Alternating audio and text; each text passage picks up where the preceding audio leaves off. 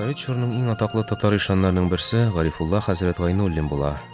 Ул 1894 елның 24 мартында Татарстан Республикасының Буа районы Аксу авылында дөньяга килә.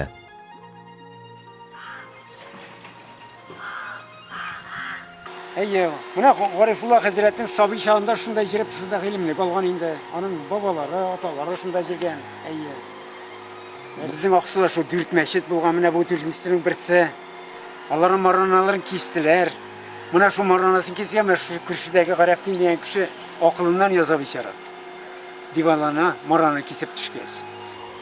Әйе, менә бакчалары күрәсен, зират кырыгы бу, зират, эчтә зират, борынгы зират. Иске зираты бу, иске жаңа зират безнең тегендә. Әйе. Менә бу Гарифулла хәзрәтнең җиргән урамнары. Менә шу нигездә яшәде безнең Гарифулла хәзрәт. Әйе, шунда балалар үстерде. Анасы күп колхозда эшләде. Анасы инде менә бу җыртларын сатып, ана Казанга китте инде.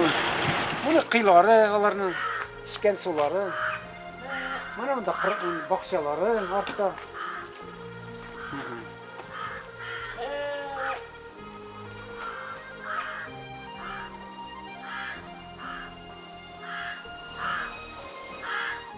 Сугыш вакытында шу нигездән сугышка чыгып китте.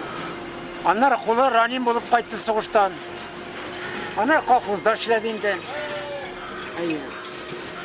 Инде аннары менә Казанга китеп, Казанга урнаштырылды.